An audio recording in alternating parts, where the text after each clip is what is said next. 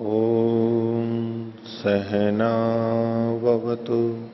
सहनौ भुनक्तु सह वीर्यं करवावहै तेजस्विनावधीतमस्तु मा विद्विषावहै। ओम शांति शांति शांति। मीमांसा दर्शन की 366वीं कक्षा, मीमांसा दर्शन के 9वें अध्याय का तृतीय पाठ, अधिकरण संख्या 3, पृष्ठ संख्या 2520। शीर्षक है लौकिक यूप स्पर्शे पुरुषार्थतया प्रायश्चित्त विधानाधिकरणम। याग में यूप होता है, स्तंभ होता है, उससे पशुओं को बांधा जाता है।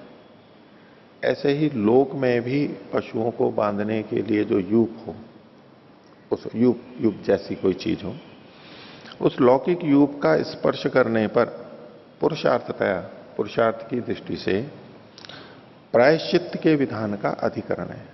उसमें प्रायश्चित करना चाहिए। लौकिक यूप को स्पर्श करने पर प्रायश्चित्त का विधान है। तो यानी कर्म में, याग में जो यूप है उसके स्पर्श में प्रायश्चित्त का विधान नहीं है। यह प्रश्न में आएगा संशय में कि लौकिक यूप के स्पर्श से ही होगा या तो जो अपने शास्त्रोक्त जो है यूप याग आदि में, उसके स्पर्श से भी प्रायश्चित्त होगा। क्यों ऐसा कहते हैं? क्योंकि ये मानते हैं कि ये मृत्यु स्तंभ है, पशु मारणार्थ है, इसलिए ये स्पर्श के योग्य नहीं है। तो ऐसे ही लोक में भी जहां होता है और उसमें बांध के और फिर पशुवत किया जाता है, तो उस यूप का स्पर्श करना ठीक नहीं है, वो प्रायश्चित्त को करने वाला है। अथवा यहां से संबंधित, याग से संबंधित बात है। तो देखिए विषय उठा रहे हैं, अस्थि ज्योतिष्टोम, ज्योतिष्टोम प्रकृति, तत्र अग्निशोमीय पशु आमनायते। अग्निशोमीय पशु में ये एक वचन मिल रहा है, यत्येकम यूपम उपस्पृशेत एषते वायो इति ब्रूयात। यदि एक यूप का स्पर्श करे तो एषते वायो इसको बोले। पीछे भी ये आए थे मंत्र उहु की दृष्टि से, जो पूर्व पक्षी ने रखे थे, वही बात है, लेकिन इसमें विषय अलग लिया जा रहा है। यदि दो को स्पर्श करे तो एतौ ते वायु इति ये बोले द्विवचन। यदि बहुन, यदि बहुत सारे यूपों को स्पर्श करता है तो एते ते वायवः इति ऐसा बोले। तत्रैषो अर्थ संशय का। क्या संशय है? तो पहला संशय ये बता रहे हैं, पहली बात पक्ष रख रहे हैं, लौकिके वैदिके च यूपोपस्पर्शने प्रायश्चित्तम। लौकिक या वैदिक किसी भी यूप के स्पर्श करने पर यह प्रायश्चित्त कहा जा रहा है। उसको छुए तो ये मंत्र बोले, इसको छुए तो ये करे, इस मंत्र को बोले, ये प्रायश्चित्त के रूप में कथन किया जा रहा है। तो ये जो प्रायश्चित्त है, ये लौकिक वैदिक दोनों ही यूपों में के स्पर्श पे होना चाहिए। एक पक्ष हुआ। वैदिके उत वैदिके, अथवा वैदिक कर्मों, वैदिक यूप से संबंधित ही ये है, ये दूसरा पक्ष हुआ। अथवा लौकिके थी, अथवा केवल लौकिक यूप में ही ये प्रायश्चित्त होगा। 3 पक्ष बनते हैं। तो किम प्राप्तम, पूर्व पक्षी कह रहा है, पहला वाला पक्ष है उसका, लौकिके वैदिके व अनियमा इति। लौकिक हो या वैदिक हो, कोई नियम नहीं है कि केवल लौकिक में ही हो या केवल वैदिक में ही हो, दोनों में अनियम है, किसी में भी हो। कथम, क्यों ऐसा निर्णय कर रहे हैं? विशेष अनाश्रयणात्, कुछ विशेष कथन तो किया नहीं गया कि कौन सा यूप हो। यूप सामान्य का कथन है तो दोनों का ग्रहण हो जाएगा, इसलिए अनियम होगा। पहला पक्ष इसका है। खोल रहे हैं इसी को, नहीं विशेष आश्रियते लौकिके वैदिके वा इति। इन वचनों में कुछ भी स्पष्ट विशेषण युक्त नहीं है, तस्मात् अनियम इति। ये एक पक्ष हुआ। अथवा दूसरा पक्ष ये ले रहा है, वैदिके वा, अथवा केवल वैदिक में प्रायश्चित होना चाहिए। क्यों? तथा ही अस्य मंत्रस्य समीप गतेन प्रयोजना भी संबंधो भविष्यति। तथा ही के बाद में पूर्ण विराम हटा लीजिए। तभी, ऐसा होने पर ही इस मंत्र का, ये कौन से मंत्र, एषते वायो, एतौ ते वायु, एते ते वायवः, ये वाला, अस्य मंत्र से समीप गतेन प्रयोजनाभि संबंधो, समीप में स्थित प्रयोजन के साथ प्रयोजन का संबंध हो पाएगा। समीप मतलब उस प्रकरण में जहां ये मंत्र पढ़े गए उसमें, वहां जो समीप में चीज है वो तो वैदिकी है, तो उसके साथ इसका संबंध हो जाएगा। इतरथा दूरगतेन अप्रकृतेन परोक्ष संबंध है स्यात्। नहीं तो क्या होगा, जो दूर है, दूर का मतलब है जो अप्रकृत है, यानी लौकिक जो युग था वो यहां तो प्रकरण में था नहीं जहां ये मंत्र पढ़े गए थे, तो उसके साथ दूरगत जो अप्रकृत है उसके साथ संबंध तो होगा, लेकिन परोक्ष संबंध से, परोक्ष संबंध होगा उसका। तस्मात् वैदिके यूपोपदर्शने यूपोपस्पर्शने इदम प्रायश्चित्तमिति। इसलिए वैदिक यूप के उपस्पर्शन में, छूने में ये प्रायश्चित है। ये दूसरा वाला पक्ष है। ये दोनों ही पूर्व पक्ष में माने जा रहे हैं। सिद्धांति का पक्ष तो जैसा शीर्षक था वो लौकिक में ही मानता है, वो तीसरा पक्ष है। तो इसमें सिद्धांति कहता है एवं प्राप्ते ब्रूमः, उत्तर दे रहा है लौकिके दोष संयोगात अपवृत्ते ही चोद्यते। लौकिक यूप में ही दोष का संयोग है। क्यों ऐसा? क्योंकि अपवृत्त होने पर ही यह कथन किया गया है। अपवृत्त मतलब याग के समाप्त होने पर यह वचन कहा गया है। तो जब याग समाप्त हो गया, अब जो यूप है, अब ये वैदिक यूप नहीं कहलाएगा, अभी लौकिक यूप कहलाएगा। जैसे कि अग्नि भी याग के समाप्त होने पर अब जो अग्नि बची हुई है अब वो लौकिक अग्नि ही कहलाती है। कर्म जब तक चल रहा है, जब तक अधिकृत है, तब तक वो वैदिक शास्त्र से वाली कहलाती है। ऐसे ही यूप भी निमित्तेन प्रकृतौ स्यात् अभागित्वात्, तो निमित्त से, कारण से ये प्रकृति में होवे, अभागी होने से, उसका भाग ना होने से, यानी वैदिक युग के का भाग न होने से। अब वो वैदिक युग का भाग नहीं रहा, लौकिक में ही ये हो। भाष्य लौकिके उपस्पर्शने भवितुमर्हति न वैदिके, लौकिक में ये हो सकता है प्रायश्चित, वैदिक में नहीं हो सकता है। कुतः दोष संयुक्तम ही श्रूयते इदम प्रायश्चित्तम। ये जो प्रायश्चित किया गया दोष से युक्त होकर के किया गया, क्योंकि प्रायश्चित होता ही तब है जब दोष हो, और उसका कथन भी मिलता है। कैसे?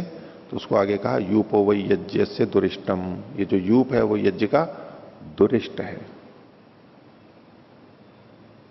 यज्ञो नहीं, यज्ञो वही यूपो वही यज्ञ से दुरिष्टम आमुंचते। यूप जो है यज्ञ के दुरिष्ट को, पाप को ग्रहण करता है। आमुंचते, इसमें इन्होंने लिखा है पाप को छोड़ता है, नीचे हिंदी में छोड़ने की जगह पे यहां पर है गृह्यते, ले लेता है। यूप जो है यज्ञ के पाप को ले लेता है, अपने में ले लेता है। तस्माद यूपोनोपस्पर्श्य, इसलिए यूप को स्पर्श नहीं करना चाहिए। इति अभिधाय, ऐसा कह करके यद्येकम यूपम उपस्पृशेत इति समामनायते, उसके बाद ये कहा है कि यदि एक को छुए तो ये मंत्र को बोले, ये प्रायश्चित करे, यानी यह दोष को बता करके कथन किया गया है।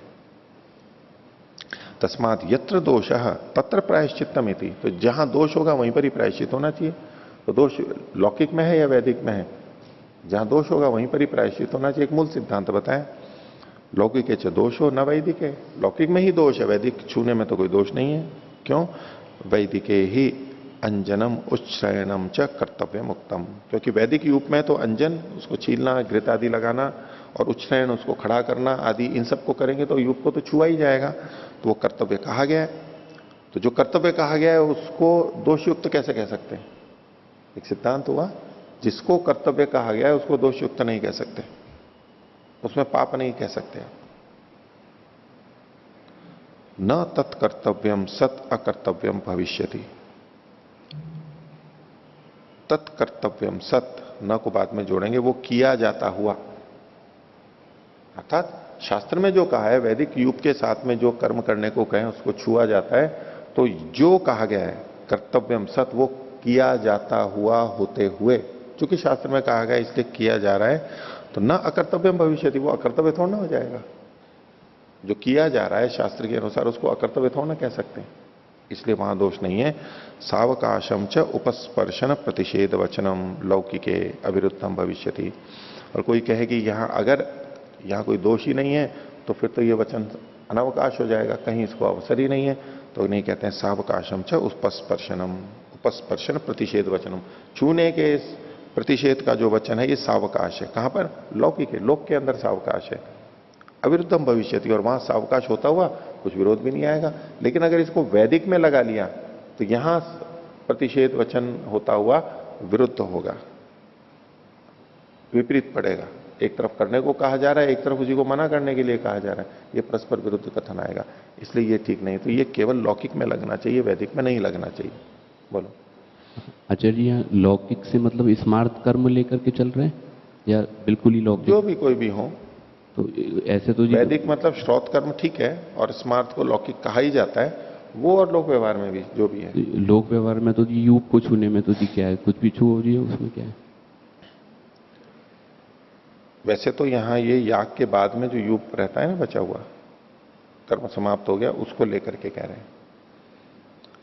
स्मार्त में भी हो सकता है, कहीं भी है। ये देखो वास्तव में उस तरह नहीं, एक निंदा वचन कहा जा रहा है, एक निंदा वचन है, वह संकेत के रूप में ही है। हाँ। यज्ञशालायां यह यूप भवति तस्य स्पर्श विषय भवति, यत्र पशुवध भवति तस्य विषय। वहीं पर ही यज्ञशाला में जो है यूप, उसी की चर्चा। यूप तो वहीं होता है, पशुवधम तो तत्र न भवति। कहीं भी हो वो अलग होता है, लेकिन यहां तो यूप तो वहीं पर ही रहता है। तस्य स्पर्शने कथम पापो भवति? कैसे पाप होता है ये एक अलग बात है, होता है या नहीं होता है, वही तो रविशंकर जी भी कह रहे थे, उसमें क्या पाप है या नहीं है।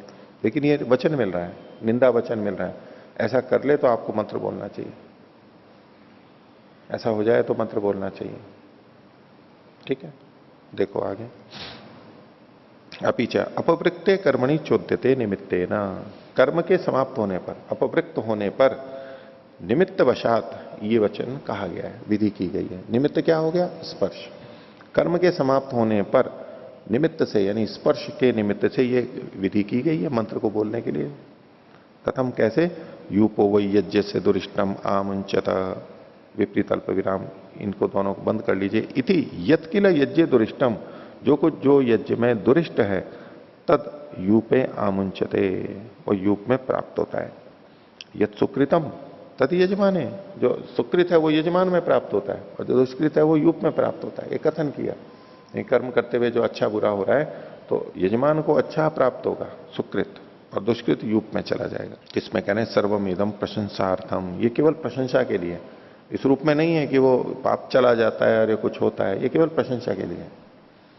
सर्वमिदम प्रशंसार्थम न विधि पदांतरे न संपत्त्यते, और ये किसी विधि पद, दूसरे विधि पद से संबद्ध भी नहीं होता है कि इसकी विधि की जा रही है कि ऐसा होना करना चाहिए, इसका नहीं करना चाहिए। क्योंकि कई बार जैसे यज्ञ आदि होते हैं, देखते हैं, ये संकेत है इस बात का, परोक्ष रूप से है, हम ऐसा, मैं ऊहा से बोल रहा हूं वैसे तो, लेकिन ऐसा संकेत ले सकते हैं। यज्ञ आदि होते हैं, अभी देखो वृष्टि यज्ञ समाप्त होगा परसों, सारा यज्ञ हो जाएगा। उसके बाद लोग बाग जो श्रद्धान्वित होंगे वो किसके प्रति होंगे? यज्ञ कुंड के प्रति। और बहुत जगह, कितनी जगह देखो, वो वहां की राख को हाथ लगाएंगे, अपने तिलक लगाएंगे, शौर कहीं लगाएंगे, लेके जाएंगे, उसको करेंगे।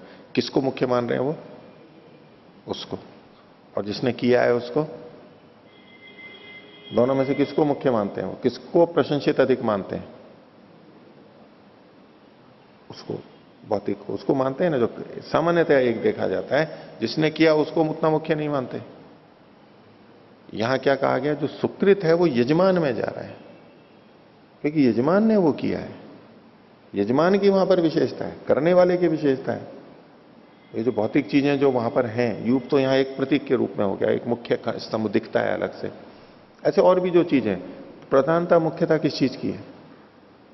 व्यक्ति की प्रधानता। जिसने वो शुभ कर्म किया उसी को ही प्रशंसित होता है अधिक, सुकृत उसी को जाता है। तो किसके प्रति आदर युक्त होना चाहिए?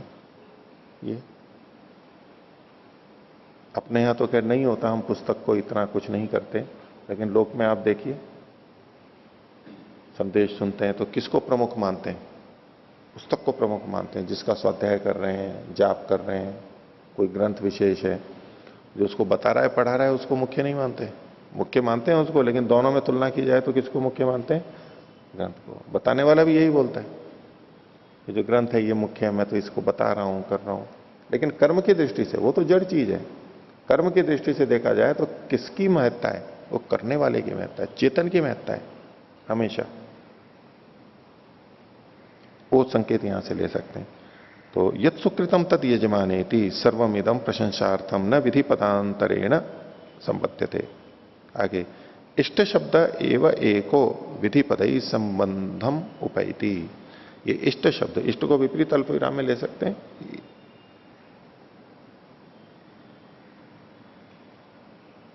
इसमें यहां तो कोई वचन ऐसा नहीं दिया, लेकिन कुतूल वृत्तिकार ने दिया इष्टे यूपम उपस्पृशेत। इष्टे यूपम उपस्पृशेत, इसमें जो इष्ट शब्द है, ऐसा कोई वचन होगा कहीं का? तो ये जो इष्ट शब्द है यही एक विधि पदों के साथ संबंध को प्राप्त कर सकता है, और कोई विधि पद को साथ संबंधित नहीं हो सकता है। प्रशंसा पदैरपि संबध्यमान यह सन्निहितो भवति। दूसरी जगह पर इष्ट शब्द प्रशंसा शब्दों से जुड़ा हुआ होते हुए भी यहां पर सन्निहित हो सकता है। यहां विधि पद से के साथ सन्निहित हो सकता है। इष्ट पद कहीं और प्रशंसित विशेषण युक्त कहीं पढ़ा गया है, वहां उससे संबद्ध भी है, लेकिन वहां उनसे संबद्ध होता हुआ भी वो यहां पर भी विधि शब्द से संबद्ध हो सकता है। सन्निहितत्वाच पदांतर ही संबद्धते। सन्निहित होने से पदांतरों से वो संबद्ध हो जाता है। प्रशंसा पद जो है अन्यत्र उससे भिन्न पदों से भी ये जुड़ जाता है। एक बात कही, और इसको स्पष्ट करने के लिए एक लौकिक उदाहरण दे रहे हैं। यथा, यथा के बाद विपरीत अल्प विराम लीजिए। दंडो मनोहरो रमणीयश्च प्रहर शीघ्रम, बंद कर लीजिए, इति। क्या वचन हुआ? दंडो मनोहरो रमणीयश्च प्रहर शीघ्रम। दंड कैसा है? मनोहर है, मन का हरण करने वाला है, रमणीय है, पास में रखने योग्य। अब दंड शब्द का संबंध किससे बना हुआ है? मनोहर और रमणीय के साथ में। अस्ति या भवती, अस्ति क्रिया यहां पर आ जाएगी। वाक्य बात पूरे हो गई। अब इसी के साथ जुड़ते हुए दूसरा वाक्य का प्रहर शीघ्रम, जल्दी से मार। अब इसके साथ में कौन जुड़ेगा? दंड शब्द जाकर के जुड़ेगा। तो यूं कह रहे हैं यद्यपि दंड शब्द दूसरी जगह पे मनोहर रमणीय के साथ में जुड़ा हुआ है, लेकिन अगर यहां प्रहर शीघ्रम या विधि से जुड़ सकता है तो दंड ही जुड़ेगा आकर के। रमणीय है, मनोहर है, ये तो ठीक है, परंपरा से जुड़ जाएंगे दंड के कारण से, लेकिन दंड यहां पर विधि पद से आकर के जुड़ेगा। ऐसे ही इन्होंने कहा कि जो इष्ट है, इष्ट शब्द जो है वो अन्य जगह विशेषणों से जुड़ा हुआ है, यहां विधि शब्द से जुड़ सकता है तो यही जुड़ सकता है। ऐसा उदाहरण है। तो दंडो मनोहरो रमणीय प्रहर शीघ्रम इति रमणीय मनोहर संबंधे भी सती। दंड का रमणीय और मनोहर के साथ संबंध होने पर भी सन्निहितत्वात्, क्योंकि पास में पढ़ा गया है, प्रहर शीघ्रम इति एते ही पद ही संपद्यते। प्रहर शीघ्रम इस विधि पद से सन्निहित से वो जुड़ जाता है। एवं इष्ट शब्दों भी सन्निहितत्वात् संपद्यते। इसी प्रकार इष्ट शब्द भी यहां सन्निहित होने से जुड़ जाएगा। इष्टे यदि यूपम उपस्पृशेत, अब क्या बनेगा? इष्टे, इष्ट होने पर, यजन कर लिए जाने पर, भूतकाल में एकता प्रत्यय इष्टे यदि यूपम उपस्पृशेत, यूप को छू ले, एशते वायो इत्यवम आदि ब्रूयात, ये वचन बोले। तो ये कुल मिला के तात्पर्य ये हुआ कि जिस समय यजन चल रहा था तब तो इष्ट हो, ये तो नहीं कह सकते। जब समाप्त हो गया तब ये कहा गया कि हो गया। अब अगर यूप को छू लेता है तो, जो इन्होंने पिछले 21वें पृष्ठ पर जो कहा था, पीछे अपवृत्ते कर्मणि चोद्यते निमित्ते न, कर्म के अपवृत्त हो जाने पर, वो इष्ट शब्द से ले रहे हैं। इष्ट हो गया तो इष्टे यदि यूपम उपस्पृशेत एशते वायो इत्यवमादि ब्रूयादिति सोयम इष्ट इति अपवर्गस्य वक्ता शब्द। ये जो इष्ट शब्द है ये अपवर्ग को बताने वाला शब्द है। अपवर्ग मतलब समाप्ति को बताने वाला, अपवृत्त उसको समाप्ति को बताने वाला शब्द है। अब यहां तो क्या ठीक है इस ढंग से, लेकिन अगर हम वो अपवर्ग यानी मुक्ति की दृष्टि से भी देखें तो मुक्ति कैसी होती है? इष्ट होती है, अनिष्ट होती है? इष्ट होती है ना। और इष्ट कौन होता है? इष्ट, इष्ट प्रिय, चाहा गया, कौन सा होता है? तो अपवर्ग या दूसरी चीजें भी? और दूसरी चीजें भी होती हैं इष्ट तो, किसी को कुछ किसी को कुछ, बहुत सारी। लेकिन वास्तव में इष्ट क्या होना चाहिए? वास्तव में इष्ट क्या होता है? बोले अपवर्ग ही वास्तविक इष्ट है, बाकी कुछ इष्ट नहीं है। बाकी चीजें तो गौण इष्ट हैं, वो अपवर्ग की प्राप्ति के लिए हमें इष्ट हो रही हैं, वास्तव में वो इष्ट नहीं है। वास्तव में इष्ट कौन है? अपवर्ग है। न तो प्रकृति इष्ट है, न जीव इष्ट है, और न परमात्मा इष्ट है। ठीक है, हम ये कह देते हैं कि अपवर्ग, मुक्ति, ईश्वर की प्राप्ति एक ही बात है, भले ही है, लेकिन इष्ट क्या है हमें? हमें परमात्मा इष्ट है। परमात्मा इष्ट है, परमात्मा को प्राप्त करना है। क्या वास्तव में तत्वतः? यद्यपि पर्यायवाची हो जाते हैं इसलिए कोई अंतर नहीं पड़ता, कुछ भी कह लो, ईश्वर प्राप्ति मेरे को इष्ट है, लेकिन वास्तव में क्या इष्ट है? तत्वतः परमात्मा इष्ट नहीं है, अपवर्ग इष्ट है, मुक्ति इष्ट है, दुख की निवृत्ति और सुख की प्राप्ति, वास्तव में तो यही इष्ट है हमारे। तो जो इष्ट है वो क्या है? अपवर्ग है। अपवर्ग ही इष्ट हो सकता है, और कोई इष्ट ही नहीं हो सकता है। गौण कथन है। बाकी जहां जहां भी इष्ट शब्द का प्रयोग करते हैं, या तो मिथ्या ज्ञान से करते हैं या गौण प्रयोग करते हैं। स्वयं इष्ट इति अपवर्ग से वक्ता शब्द अपवृत्ते चेद उपस्पर्शनम मंत्र से निमित्तम। अपवृत्त होने पर यदि उपस्पर्शन होता है तो वो मंत्र का निमित्त बन जाता है, मंत्र बोलना होता है, यही प्रायश्चित है। व्यक्तम न वैदिकम, इससे स्पष्ट पता लगता है ये वैदिक नहीं है।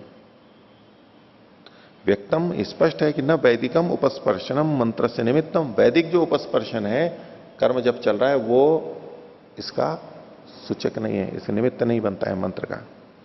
तस्मात लौकिके यूपोस्पर्शने प्रायश्चितम, इसलिए लौकिक यूप के स्पर्शन करने पर प्रायश्चित होता है। न प्रकृतौ वैदिक है, प्रकृति में जो वैदिक है उसमें नहीं।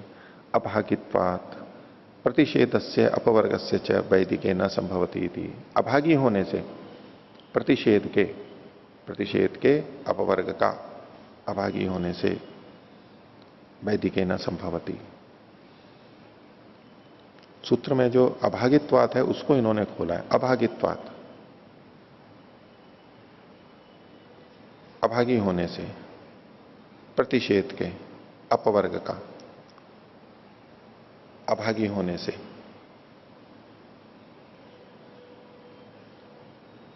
वैदिके न संभवती थी। ठीक है। यहां पर इष्ट शब्द कहां पर देख रहे? दुरिष्ट में जो इष्ट शब्द है उसको देखें।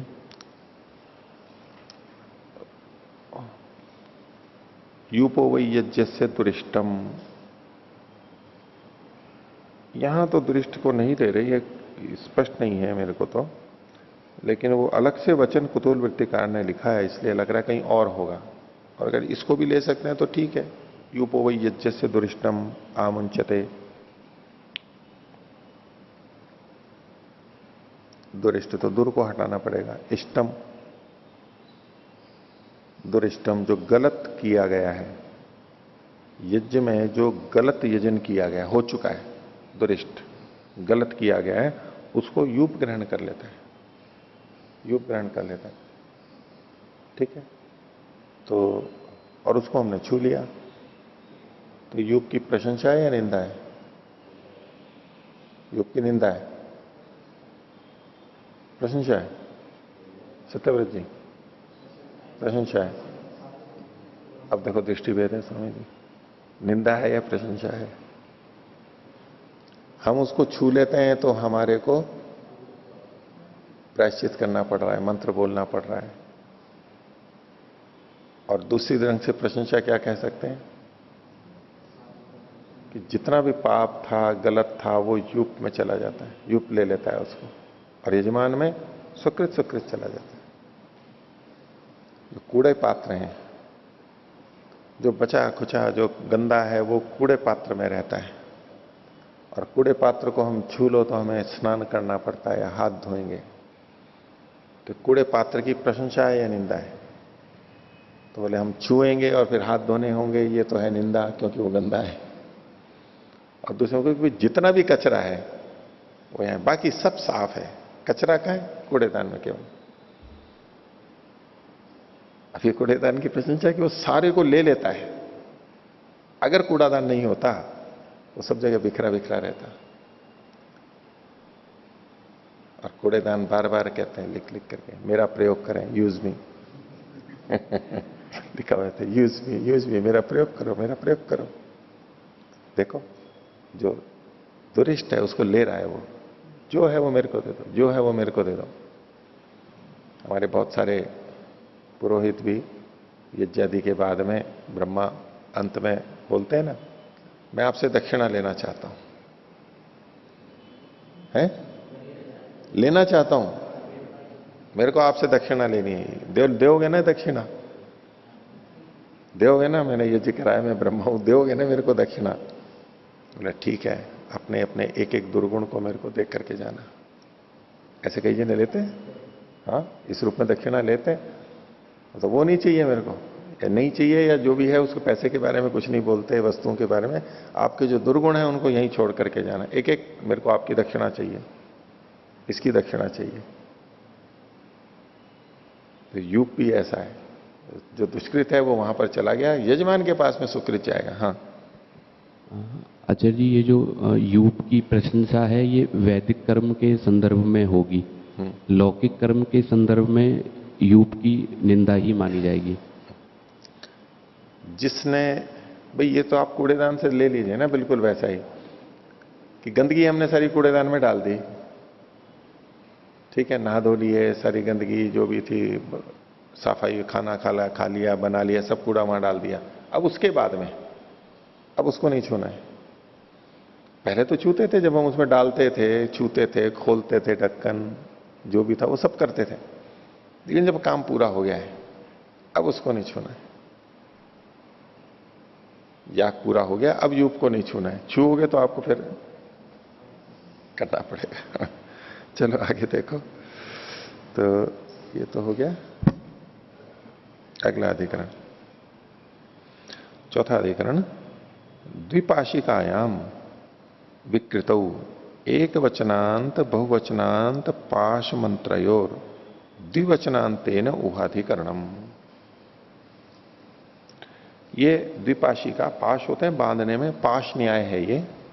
और ये जो मंत्र है यहां पर जो है वो पाश विमोचन के मंत्र हैं। तो द्विपाशिकायाम, जब दो पाश हों ऐसा विकृति में, प्रकृति में एक और बहुत, दो मंत्र मिलते हैं प्रकृति में, एक वचन वाला और बहुवचन वाला, जबकि पाश एक ही है प्रकृति में। विकृति में कहीं दो पाश आए, उसके लिए चर्चा है। तो द्विपाशिकायाम विकृत हो, दो पाश वाली विकृति में एक वचनांत और बहुवचनांत पाश मंत्र हो, उन पाश मंत्रों का पाठ तो होगा ही, प्रकृति से विकृति में आएंगे वो मंत्र, तो द्विवचनांतेन ऊहाधिकरणम, उसमें द्विवचन का ऊह करके और फिर बोलना चाहिए। सिद्धांत पक्ष है। पूर्व पक्षी कहेगा कि नहीं, बिना ऊह के बोलना चाहिए। यही चर्चा इस अधिकरण में चलेगी। तो अस्ति पशुर अग्निशोमीय, अग्निशोमीय पशु है, यो दीक्षितो यद अग्निशोमीयम पशुम आलभते थी, तत्र पश्वैकत्वाभिधायी मंत्र है, पशु के एकत्व को बताने वाला एक मंत्र है। हाँ पाशई, हाँ ठीक है, तत्र पाशैकत्वाभिधायी, एक पाश को बताने वाला मंत्र है। अदिति ही पाशम प्रमुमोक्त्वेतम, प्रमुमोक्तु एतम, हे अदिति, अदिति पाश है, इसको मेरे को छुड़ाओ। अदिति पाश को प्रमुमोक्तु एतम, इसके प्रति हम छोड़ते हैं। ये तो एक वचन का बात था। पाश बहुत्वाभिधायी, ये दूसरा मंत्र है, अधिक पशुओं को, अधिक पाश को बताने वाला। अदिति ही पाशान प्रमुमोक्तु एतान, ऊपर एतम था, यहां एतान हो गया। पाशान वहां पाशम था, यहां पाशान हो गया, ये बहुवचन का प्रयोग हो गया। इति, इस प्रकार प्रकृतौ तयो समुच्चयम वक्ष्यति, प्रकृति में तो इनका समुच्चय कहा जाएगा।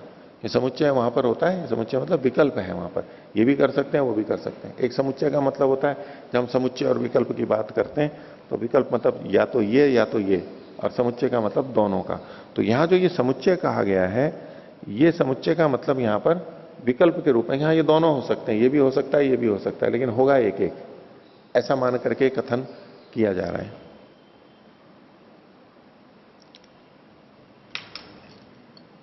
तो प्रकृति में इन दोनों का समुच्चय कहा जाएगा।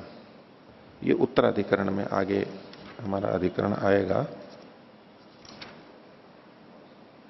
ये जो पांचवां अधिकरण आ रहा है ना, बहुवचनांत पाश मंत्र से विकल्पेन प्रकरण एवं निवेशाधिकरणम।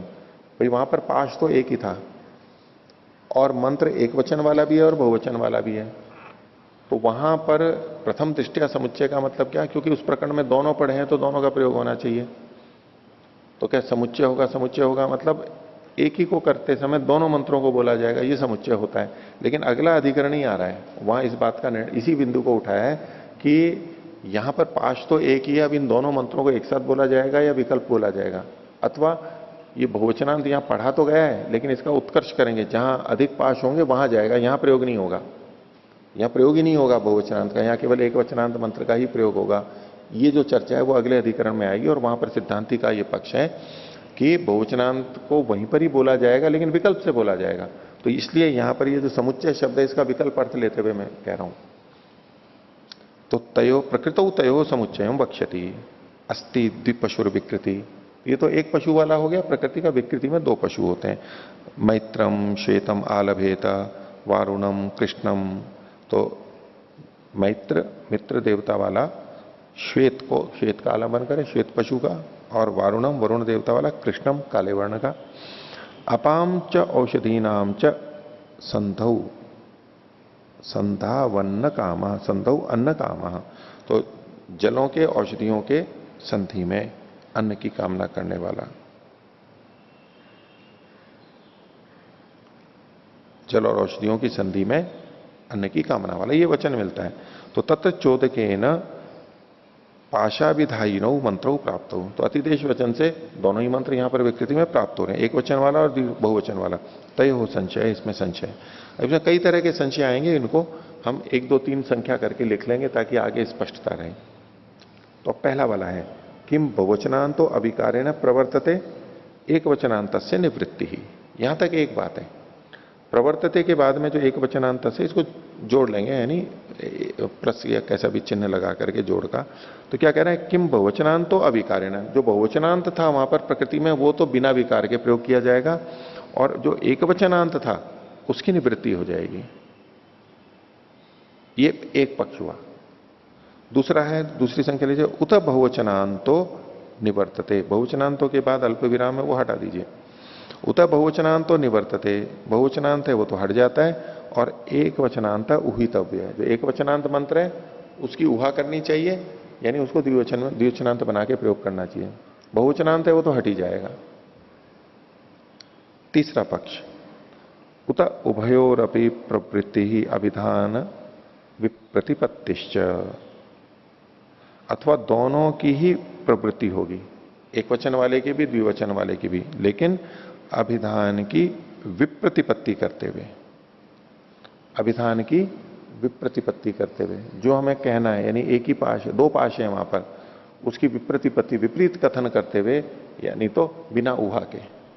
अगर दो हैं और द्विवचनांत प्रयोग कर रहे हैं तो ये अभिधान की विप्रतिपत्ति नहीं हुई, अभिधान की प्रतिपत्ति हुई। हैं दो, लेकिन प्रकृति के एक वचन और बहुवचनांत मंत्रों को लाके जू का तो पढ़ेंगे तो ये अभिधान की विप्रतिपत्ति है, द्रव्य कुछ और है, कथन कुछ और किया जा रहा है। तो यहां पर मतलब होगा उत उभयोरपि, तीसरा पक्ष है ये कि दोनों ही मंत्र यहां भी काम में आएंगे, उनकी प्रवृत्ति होगी लेकिन बिना उहा के, यानी अभिधान और अभिधेय में भिन्नता होगी, यही यहां पर विप्रतिपत्ति है। चौथा, उत एक वचनांत उहितव्यो बहुवचनांतोपि न निवर्तेत, एक वचनांत की उहा करेंगे और बहुवचनांत भी वहां से हटेगा नहीं, बोला तो वो भी जाएगा बिना उहा किए हुए। बहुवचनांत अनुहित बोला जाएगा और एक वचनांत की उहा करके की जाएगी। देखो पहला वाला पक्ष क्या था, बहुवचनांत तो अविकारेण प्रवर्तित है, बहुवचनांत जो है वो अविकार से बहुवचनांत ही प्रयोग किया जाएगा। ये अंतिम चौथे वाले में भी है, बहुवचनांतोपि न निवर्तेता, यानी बोला जाएगा। किंतु वहां था एक वचनांत से निवृत्ति, एक वचनांत मंत्र हट ही जाएगा। यहां क्या है, एक वचनांत उहितव्य, उसकी उहा कर दी जाएगी। ये चार पक्ष हुए, ये चारों पक्ष खंडित होंगे, और जो पांचवा पक्ष है वो सिद्धांति का है, वो आगे स्पष्ट हो ही जाएगा। ये चार पक्ष यहां पर रखे हैं। तो किम प्राप्तम, तो पूर्व पक्षी कह रहा है, ये पूर्व पक्षी पहला मान लीजिए, आगे दूसरा तीसरा हम लेते जाएंगे, ये अलग अलग पक्षों को उठाएंगे, कुछ पक्षों को। तो पूर्व पक्षी प्रथम और पक्ष भी प्रथम है इसमें। अन्यायस्तु अविकारेण, बोले ये जो अविकार रूप में प्रयोग करेंगे ये अविकार, ये अन्याय है। अविकार से प्रयोग करना अन्याय है। अविकारस्तु अन्यायस्तु अविकारेण अदृष्ट प्रतिघातित्वात्, जो अदृष्ट है उसका प्रतिघाती होने से यानी असंगत होने से, अविशेषाच तेन अस्य, और उससे अविशेष होने से,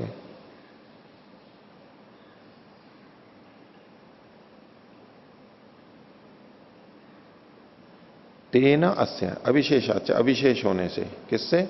तेन मतलब एक पाश से, अस्य मतलब इस दो पाश वाले का, क्योंकि प्रसंग तो दो पाश का है विकृति में। तो तेन अस्य अविशेषाच, उसके साथ इसका अविशेष होने से, पहले वाले के साथ में दूसरे वाले नहीं, पहले पाश वाले के साथ में दूसरे पाश वाले का अविशेष होने से, इसमें कोई अंतर नहीं आएगा। क्योंकि देखो इन्होंने जो किया था पहला पक्ष में बहुवचनांत अविकार रूप में प्रयोग किया जाएगा, एक वचनांत था उसकी तो निवृत्ति कर दी, लेकिन बहुवचनांत को, कि बहुवचनांत का प्रयोग जब आप एक के लिए कर सकते हो तो दो के लिए भी कर सकते हो, अविशेष है दोनों में। ये मान के चल रहा है कि जब मूल में प्रकृति में एक पाश था तो वहां पर भी बहुवचनांत का प्रयोग किया था आपने। तो जब एक होते हुए बहुवचनांत का प्रयोग हो सकता है तो दो होते हुए भी तो बहुवचनांत का प्रयोग हो सकता है। यहां ऊह क्यों कर रहे हो? अगर ऊह करना था तो वहां एक में भी हो जाता, एक होते हुए भी वो हो जाता। तो इस दृष्टि से बोले अविशेष है, वहां भी हो जाएगा यहां भी हो जाएगा, इसलिए इसने कहा कि ऊह नहीं करनी चाहिए बहुवचनांत की। भाष्य देखिए, अन्यायस्तु अविकारेण, बिना विकार किए करना अन्याय। अन्याय निगतो, अन्याय अन्याय जो है ना, ये अन्यायस्तु अविकारेण, जो अन्याय है वो अविकार रूप में प्रयोग किया जाएगा। अन्याय क्या है? कि वहां एक पाश था और वचन बहुवचन का था, ये अन्याय हो गया ना वहां पर, एक की जगह बहुवचन का। तो वो जो अन्याय वाला है यानी बहुवचनांत जो मंत्र है वो अविकार रूप में प्रयोग किया जाएगा। वहां जो अन्याय वाला है वही यहां पर भी अन्याय वाला अविकार रूप में किया जाएगा, असंगत। अन्यायस्तु अविकारेण अन्याय निगतो। अब जो यहां पर अन्याय था ना, तो अन्याय का मतलब है अन्याय निगत, अन्याय वाला जो निगत है कौन सा, उसी को आगे खोल दिया। बहुवचनांतो अविकारेण प्रवर्तते, जो बहुवचनांत है वो अन्याय है, वो अविकार रूप में प्रयोग होगा। एक वचनांतो निवर्तितुम अर्हति, जो एक वचनांत है वो हट सकता है, उसको हटाया जा सकता है। कुतः नास्यै न अस्य एकस्मिन् पाशे प्रवर्तमानस्य दृष्टः प्रतिघातः। एक वचन वाला तो हट जाएगा, वो जो अन्याय निगत था बहुवचनांत वाला वो क्यों प्रवृत्त होगा बिना होके, उसका हेतु दिया जा रहा है कि न अस्य एकस्मिन् पाशे, एकस्मिन् पाशे प्रवर्तमानस्य अस्य, एक पाश में भी ये प्रवृत्त हो चुका है ये बहुवचनांत, इसका न दृष्टः प्रतिघात है, उसका कोई प्रतिघात यहां पर लग नहीं रहा है कि वो नई चीज आ रही हो, वो तो वहां भी हो जाता है यहां भी हो जाएगा। यथा यथैव एकस्मिन् पाशे प्रवर्तते तथा द्वयोरपि प्रवर्तितुम अर्हति, एक पाश में प्रयोग हो सकता है तो दो में भी हो सकता है। न असौ एकस्य वाचकः न द्वयो, ये तो न तो दो का वाचक है न एक का वाचक है। एवं आर्षश्चोदको अनुगृहीतो भविष्यति, आर्ष जो वचन है विधि है वो अनुगृहित होगी, जो का तू होगा। इतरता ही ऊह्यमाने यथा प्रकृति मंत्रो न कृता स्यात्, ऊह कर लेंगे तो जैसा प्रकृति में था वैसा मंत्र नहीं रह पाएगा। न द्वयो पाशयो एकस्मिंश्च पाशे कश्चित विशेषो अस्ति, दो पाश हो चाहे एक पाश हो उसमें कोई विशेषता तो है नहीं। तस्मात् अविकारेण बहुवचनांत प्रयुज्यते, बहुवचनांत तो बिना विकार के प्रयोग किया जाएगा और एक वचनांत से निवृत्ति रहती, एक वचनांत को तो हटा देंगे, क्योंकि एक वचनांत वहां पर न्याय्य था, एक ही पाश था एक ही वचनांत था।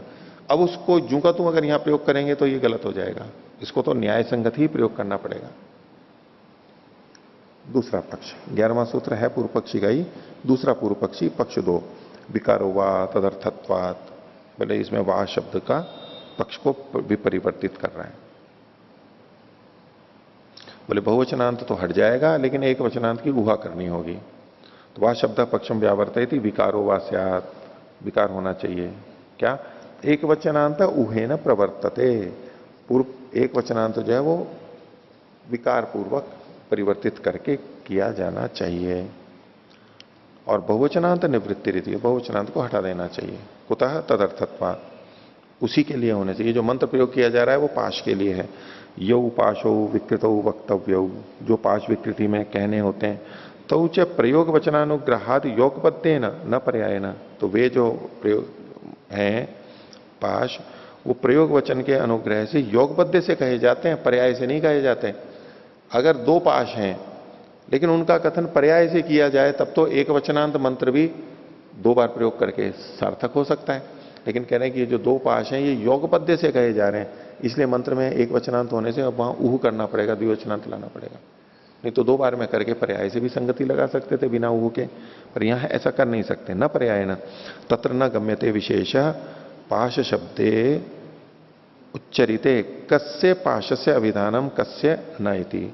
तो तत्र न गम्यते विशेष, यानी जब एक वचनांत का प्रयोग करेंगे तो ये विशेष पता नहीं लगेगा कि ये जो एक वचनांत मंत्र बोला जा रहा है वो इस पाश के लिए बोल रहे हैं या इस पाश के लिए बोल रहे हैं। कुछ विशेष तो है नहीं इसमें मंत्र में।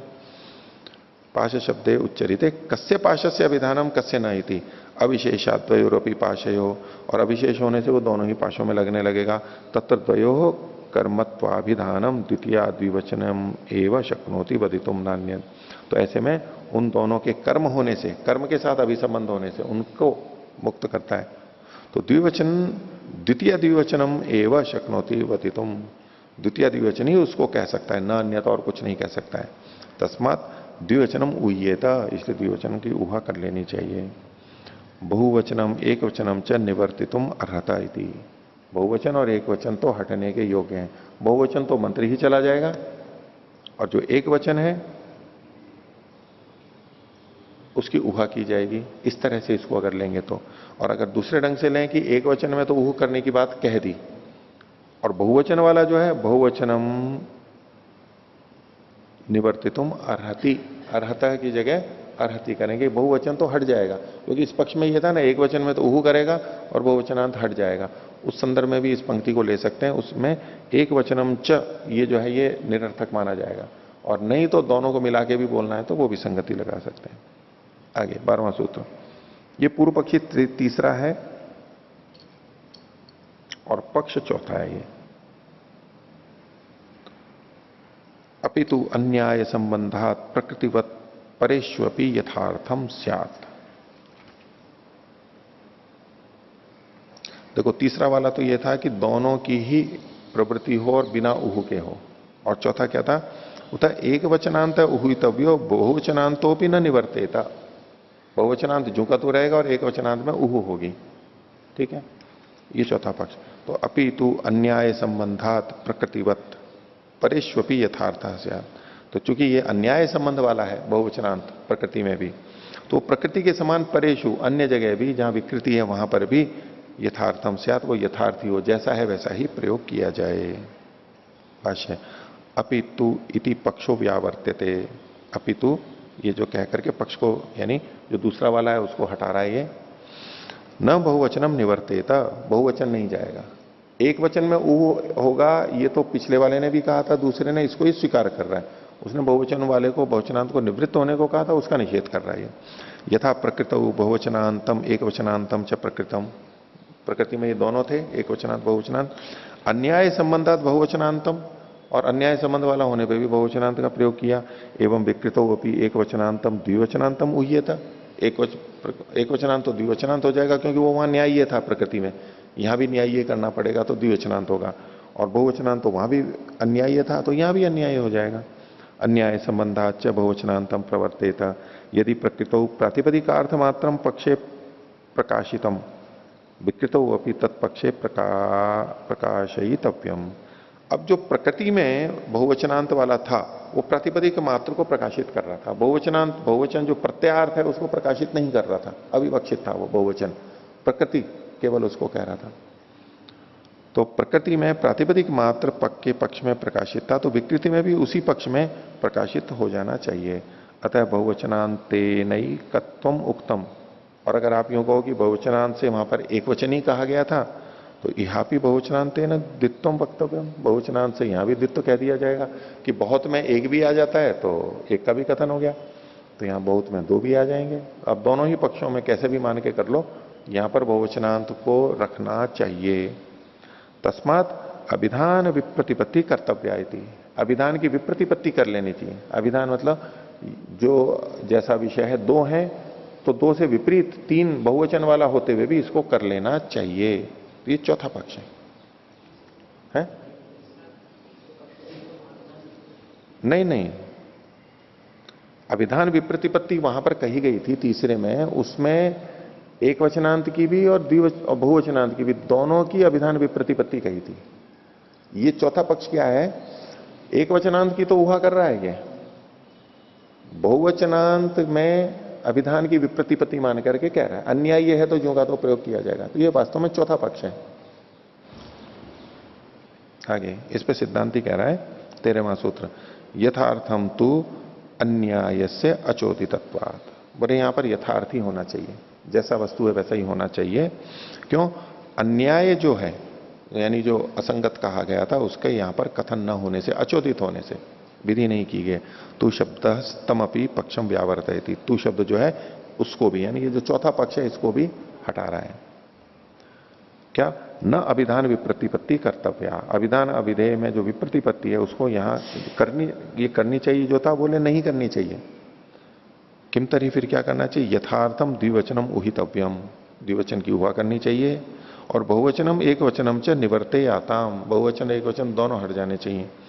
तद्धि द्विपाशा विधायिन पाश शब्दात परम बहुवचनम एक वचनम व न शक्नोति कर्म संबंधम वदितुम, क्योंकि वो द्विपाश को कहने वाला जो पाश शब्द है उसके परे बहुवचन और एक वचन जो होता है वो कर्म के संबंध को नहीं कह सकता, कह नहीं पाता है। लोको ही शब्दार्थावगमे प्रमाणम, क्योंकि लोक जो है वही शब्द के अर्थ को अवगमन करने में प्रमाण होता है। एक वचन में एक वचन, द्विवचन में द्विवचन, बहुवचन में बहुवचन होता है।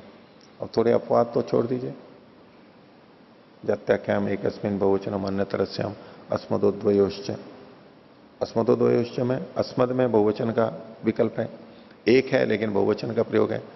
हम जा रहे हैं, मैं जा रहा हूं लेकिन हम जा रहे हैं, और दो हो तो भी हम दोनों जा रहे हैं। गमिष्यावह जाएंगे, कच्छावह जाते हैं, उसमें भी बहुवचन का प्रयोग कर सकते हैं विकल्प से, हम दोनों जा सकते हैं। उसको छोड़ दीजिए, वो तो लोक में है, लेकिन एक सामान्यतया बहुवचन में ही बहुवचन होता है, एक वचन में एक, तो यहां दो में नहीं आएगा। तो लोको ही शब्दार्थावगमे प्रमाणम न च लोके द्वयो अर्थयोर बहुवचनांत एक वचनांतो व प्रवर्तमानो दृश्यते, लोक में दो में बहुवचनांत या एक वचनांत का प्रयोग नहीं देखा जाता। तस्मात ऊहेन द्वयो पाशयोर बहुवचनांत एक वचनांतो व प्रयोक्तव्य, इसलिए ऊहा करके द्वयो पाशयों, दोनों पाशों के विषय में बहुवचनांत और एक वचनांत की कोई सा भी एक प्रयोग किया जाना चाहिए, ऊह करके। कथम प्रकृतो एकस्मिन पाशे बहुवचनांत इति चेत्, चलो ये तो निपटा लिया।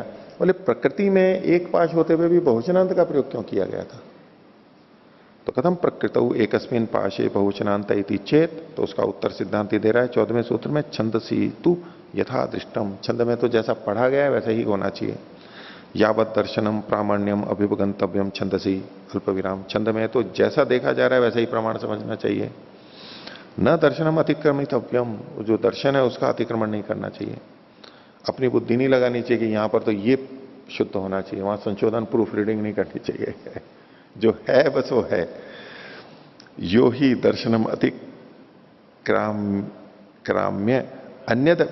अतिक्रम्य अन्यदपि कल्पयेत न तेन छंदसम कृतम स्यात् न लौकिकम, और जो दर्शन का अतिक्रमण करके कुछ कल्पित कर देगा वहां पर, तो उसके द्वारा छंदस तो नहीं किया जाएगा, कुछ और कर देगा, और न लौकिकम, और लौकिक भी नहीं कर पा रहे, न लोक का न वेद का। ना भी लक्षण सिद्धम, और वो लक्षण से, शब्द की व्युत्पत्ति से, लक्षण ही न सिद्धम, लक्षण के द्वारा सिद्ध को भी वो नहीं कर पाएगा। यहां तक हो गया। अब आगे जो है यदुक्तम, इसको एक नए अनुच्छेद की तरह से लेंगे।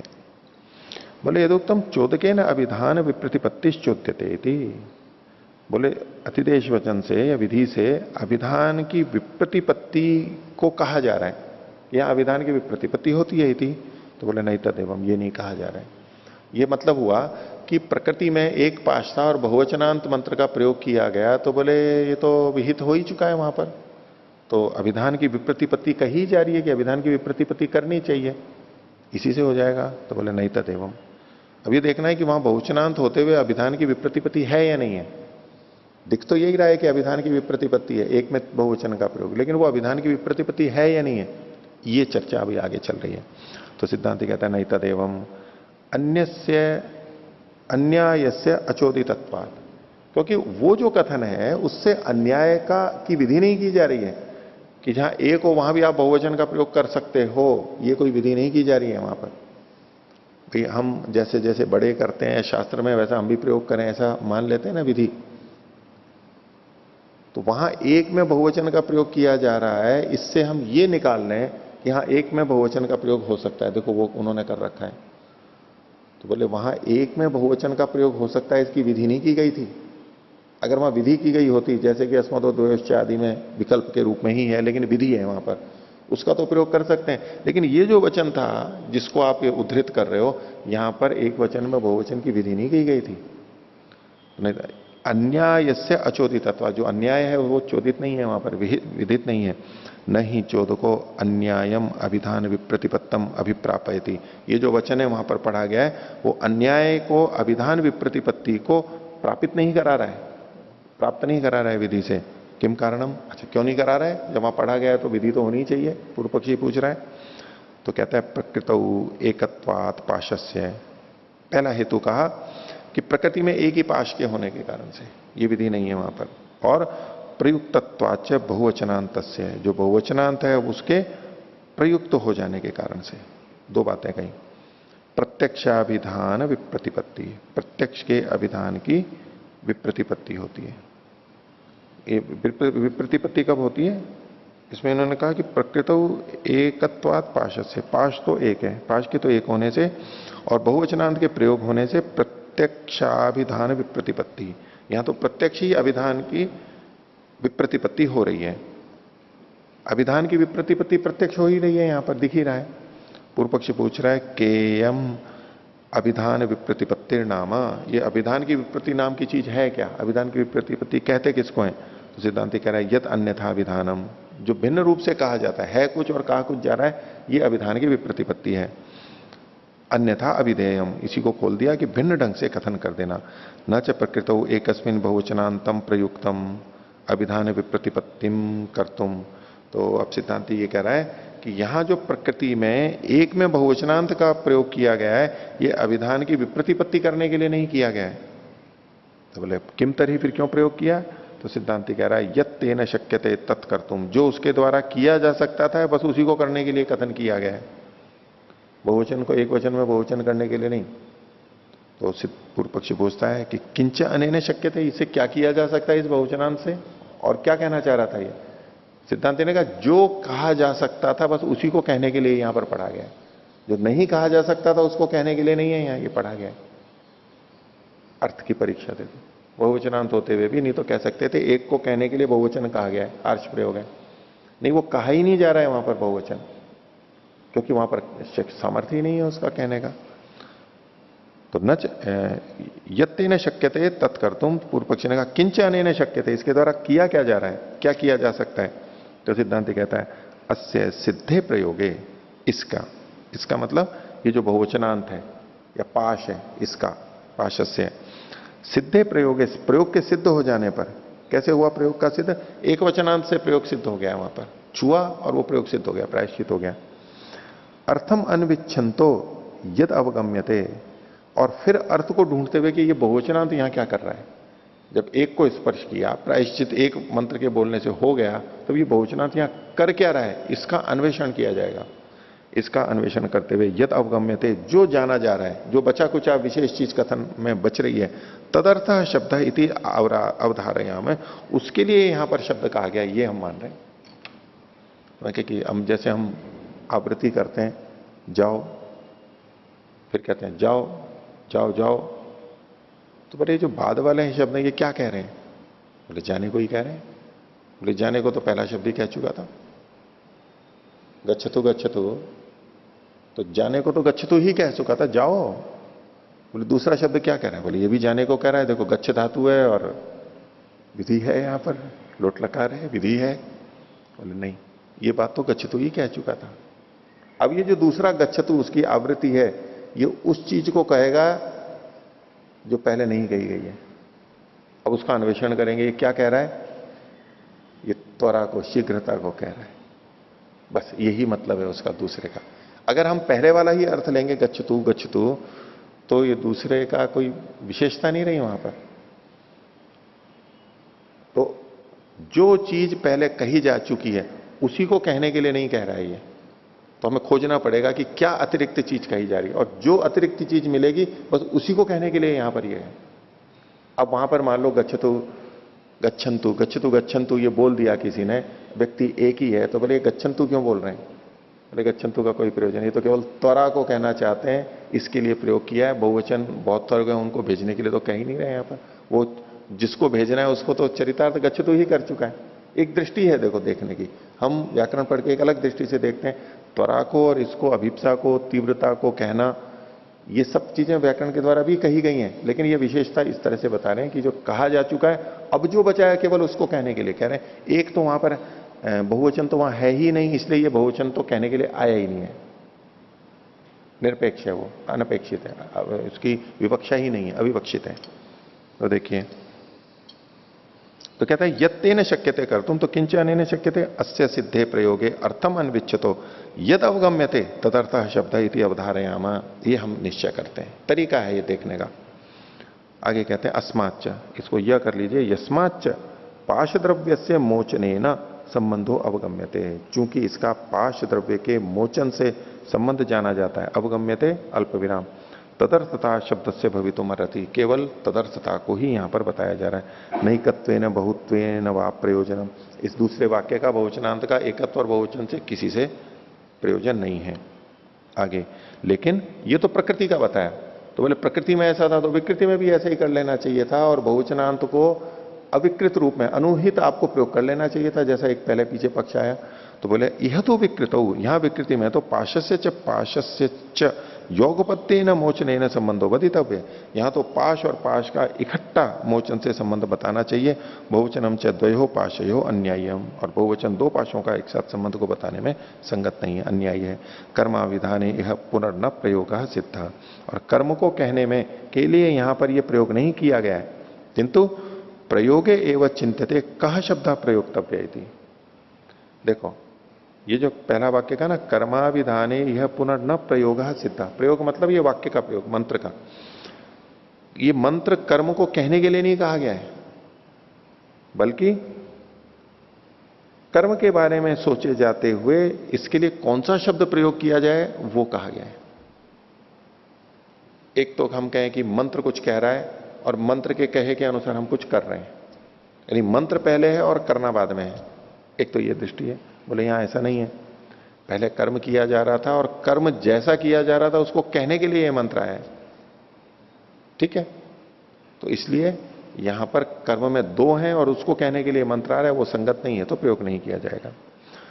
तो कर्माविधाने यह पुनर्न प्रयोग सिद्ध, किंतु प्रयोगे एवं चिंत्यते कह शब्द प्रयोक्तव्य, तत्र प्रयोगे अस्मदायत्ते किम इति अवाचकम प्रयोक्षामहे। तत्र प्रयोगे अस्मदायत्ते, अस्मद आयत्ते प्रयोगे, जो हमारे अधीन है ऐसे कर्म के, क्योंकि हम कर्म कर रहे हैं और वो हमारे अधीन है। किम इति अवाचकम प्रयोक्षामहे, हम अवाचक का क्यों प्रयोग करेंगे? जब ये हमारे अधीन है कि हम कर रहे हैं कर्म और उसके अनुसार बोलेंगे, तो हम क्यों अवाचक का प्रयोग करेंगे? तो तत्र प्रयोगे अस्मद आयत्ते किमिति अवाचकम प्रयोक्षामहे, अर्थात नहीं करेंगे प्रयोग। विद्यमान है वाचके, जब वाचक विद्यमान है तो हम उसी का ही प्रयोग करेंगे। न चायम द्वयोश छंदसी दृष्टो बहुवचनांत, और ये जो है द्वयो दो में छंद में देखा जाता हुआ बहुवचनांत है, ऐसा तो है नहीं कि प्रकृति में शास्त्र में दो में भी बहुवचनांत का प्रयोग किया गया है, ऐसा तो है नहीं। अगर मूल में एक में बहुवचनांत का प्रयोग किया गया तो ऐसा होता तो फिर भी कर लेते, लेकिन मूल में दो में बहुवचनांत का प्रयोग तो किया नहीं गया, तो इसलिए वो तो हम फिर भी नहीं कर सकते, अगर कोई यूं भी देखना चाहे तो। न च अयम द्वयो छंदसी दृष्टो बहुवचनांत सोयम मंत्र प्रयुज्यमानो अपप्रंच एवं स्यात् न छांदस, तो तो ऐसा ये जो बहुवचनांत शब्द अगर हम प्रयोग करेंगे तो ये अपभ्रंश ही होगा, छांदस नहीं कहलाएगा। न च बहुवचनम, यद्यपि जू का तुम उठा के पढ़ रहे हैं बहुवचनांत ही, लेकिन फिर भी ये छांदस नहीं कहलाएगा। न च बहुवचनम द्वित्व प्रत्ययार्थम लभ्यते लौकिके वैदिके वा, ये जो बहुवचन है ये दो को अर्थ बताने के लिए न तो लोक में प्रसिद्ध है, न वेद में प्रसिद्ध है।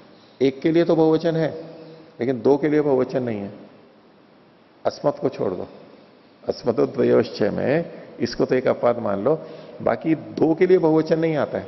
एक के लिए तो बहुवचन आ जाता है और बहुत के लिए बहुवचन आ जाता है, दो के लिए तो बहुवचन नहीं आता है ना। दो के लिए बहुवचन कहां आता है?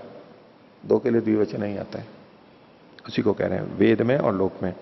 न च अभिधित्सिते द्वित्वे द्वयोर बहुवचनम भवति, और अभित्सिते द्वित्वे दो को कहने की इच्छा से दो में बहुवचन का प्रयोग नहीं होता है। तद्यथा, जैसे कि देवदत्त यज्ञदत्ताभ्याम कर्तव्यमिति, देवदत्त और यज्ञदत्त के द्वारा ये किया जाना चाहिए। तो देवदत्त और यज्ञदत्त ये दो नाम आ गए और फिर भी द्विवचन लाया गया है। देवदत्त यज्ञदत्ताभ्याम कर्तव्यमिति, देवदत्त यज्ञदत्त शब्दद्वयादेव द्वित्वम प्राप्तम, शब्दों के प्रयोग से ही द्वित्व की प्राप्ति है। न विभक्त्या अभिध्यास्यते, विभक्ति के द्वारा ये नहीं कहा जाएगा। विभक्ति से कहने की जरूरत नहीं है, वो तो वो जो कहा गया है उसी का कथन किया जा रहा है। अब यहां पर जहां देवदत्त और यजुदत्त दो नाम आ गए, अब विभक्ति आप कुछ भी लगा लो तो भी दो का ही ग्रहण होगा, क्योंकि इन दोनों में जो प्रकृति जो साक्षात कथन है देवदत्त और यजुदत्त, ये बलवती है। क्योंकि प्रत्यय जो कहेगा द्वित्व को लाके वो तो सामान्य है भाई, प्रत्यय जिस द्वित्व को या बहुत्व को कहेगा वो किसी विशिष्ट देवदत्त यज्ञदत्त, क्या राम और श्याम भी हो सकते हैं, वो दो तो कोई भी हो सकता है। प्रत्यय तो कुछ विशेषक नहीं, विशिष्ट नहीं कर रहा है कि ये ही दो होंगे, लेकिन यज्ञदत्त देवदत्त शब्द आया ये तो विशिष्ट कर रहा है कि यही होंगे। इसलिए जब ये प्रयोग में आ गया तो मुख्य उसी को अर्थ को कह रहा है, अब आगे किसी की जरूरत ही नहीं है, वो तो गौण है। वहां पर प्रत्यय के द्वारा जो द्वित्व बताया जा रहा है, यद्यपि यूं तो श्रुति से द्वित्व बताया जा रहा है, लेकिन वो अविशिष्ट द्वित्व है, किसी विशेषित को नहीं, वो सर्वनाम की तरह से होगा कि कोई भी दो हो सकते हैं जैसे। लेकिन यज्ञदत्त देवदत्त तो विशिष्ट है, इसलिए इन्होंने कहा कि द्वित्वम प्राप्तम न विभक्त्या अभिधास्यते, विभक्ति के द्वारा नहीं कहा जाएगा। हम सामान्य रूप से तो कहते हैं कि विभक्ति के द्वारा कहा गया है, लेकिन कोई आवश्यकता नहीं है। ये चीजें क्या वेद के मंत्रों का अर्थ करते समय हमारे को सहायता करें कि वहां जो विभक्ति कुछ भी आ गई है, लेकिन अगर शब्द वहां सीधे सीधे पढ़े गए हैं विशेषित, तो बस उसी से अर्थ आ रहा है, विभक्ति तो अविवक्षित हो गई। अब हम सामान्य नियम नहीं लगाएंगे कि यहां देखो क्या हो गया, दो थे और यहां पर विभक्ति तो कुछ भी, विभक्ति केवल पद के संस्कार के लिए, कहीं भी कुछ भी कर लो, कोई अंतर नहीं पड़ता है उसमें। भाषा का ये भी प्रयोग होता है, ऐसी भाषा भी होती है, वेद की भाषा ऐसी है। वहां ये इस तरह की चीजें हमारे को काम करेंगे कि यहां किसको मुख्य मान करके और कैसे अर्थ किया जाए। तो द्वित्वम प्राप्तम न विभक्त्या अभिधास्यते तथापि द्विवचनमेव भवति, ये होते हुए भी यहां पर द्विवचन ही हो रहा है, न बहुवचनम बहुवचन नहीं होता है। तस्मात विकृतो उहितव्यमिति, इसलिए विकृति में उहा करनी चाहिए। भले ही हमें पता लग गया, लेकिन प्रयास यही होना चाहिए कि वही हो, लेकिन फिर भी कई बार अविवक्षित भी होता है। जो वेद के प्रयोग देखे जाएंगे वहां इसको अविवक्षित मान करके प्रयोग किया जाएगा। तो आज का पाठ इतना ही रखते हैं। प्रणव ध्वनि।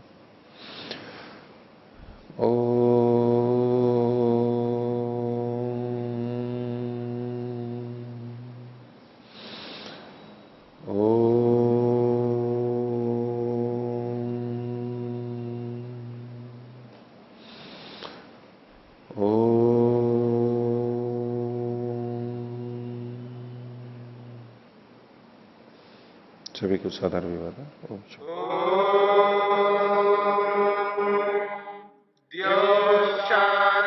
शांतिरंतरिक्षम शांति पृथिवी शांतिरापः शांतिरोषधयः शांति वनस्पतयः शांतिर्विश्वे देवा शांतिर्ब्रह्म शांति सर्वं शांति शांतिरेव शांति क्षमा शांतिरेधि।